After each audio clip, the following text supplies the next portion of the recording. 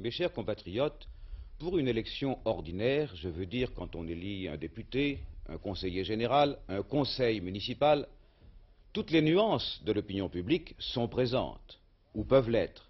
Et si elles ne le sont pas, les conditions d'un véritable choix politique sont offertes à l'électeur. Mais pour un référendum, les choses sont très différentes. En vérité, un seul homme, le président de la République, dispose du pouvoir absolu de poser des questions aux Français, les questions qu'il veut, comme il veut, quand il veut.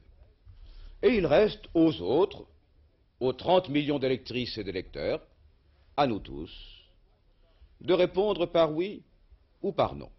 Vous admettrez avec moi qu'un tel pouvoir dans les mains d'un seul homme, cela vaut d'être traité avec précaution, pour ne pas dire avec scrupule. Je veux parler à votre raison.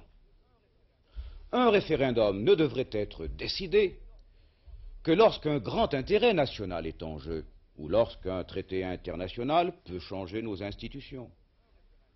Un référendum devrait être pratiqué dans le plus strict souci des lois démocratiques. Enfin, un référendum devrait être l'occasion pour les Français de se prononcer en toute clarté, sans que puisse être jamais compromise l'unité nationale.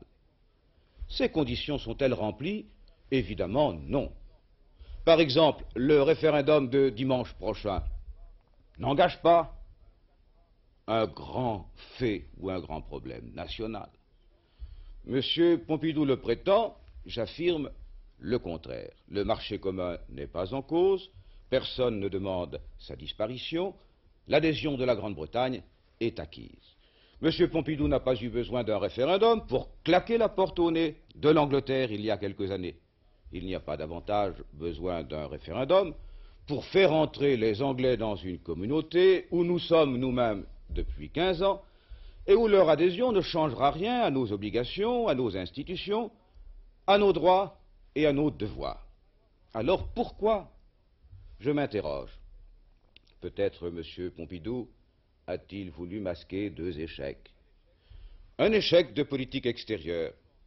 Je pense que le général de Gaulle et lui-même ont dit non à la Grande-Bretagne tant qu'ils ont pensé que l'Europe s'organiserait autour de l'alliance franco-allemande. Or, l'Allemagne vole de ses propres ailes, elle traite directement avec la Russie soviétique, et les États-Unis d'Amérique la considèrent comme le meilleur support de leur politique en Europe. Alors on se retourne du côté de l'Angleterre, faute de pouvoir faire autrement. Échec de politique intérieure. Est-il utile d'insister?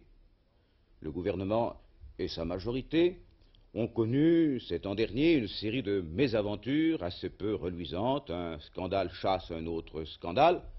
Alors il fallait bien au moins un référendum, sa poudre aux yeux et son tam-tam, pour vous faire oublier tout cela. Mes chers compatriotes, vous êtes juges. Le référendum se déroule-t-il dans des conditions démocratiques? D'abord, il est inconstitutionnel. J'emploie cet argument un peu pour la forme, tant nous sommes habitués à cette triste façon d'agir. Et puis c'est du bourrage de crâne. Les partisans du oui occupent la radio et la télévision comme si c'était un pays conquis.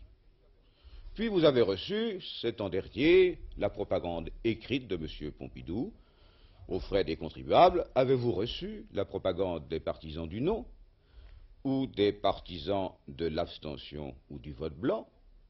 Non, puisque c'est interdit. Rien que pour cela.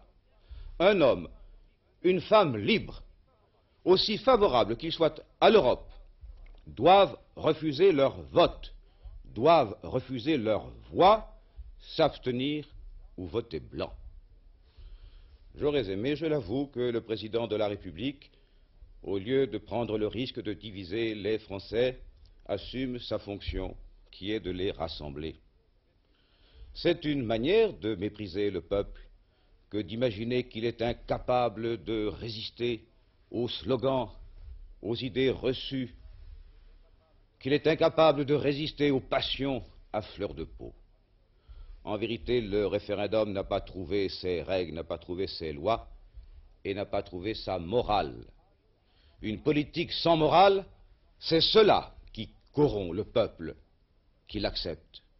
Voilà pourquoi nous, socialistes, nous vous demandons la conscience tranquille. N'hésitez pas à vous abstenir.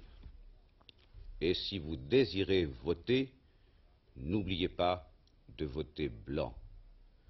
Jeudi après-demain, je vous dirai comment nous concevons l'Europe.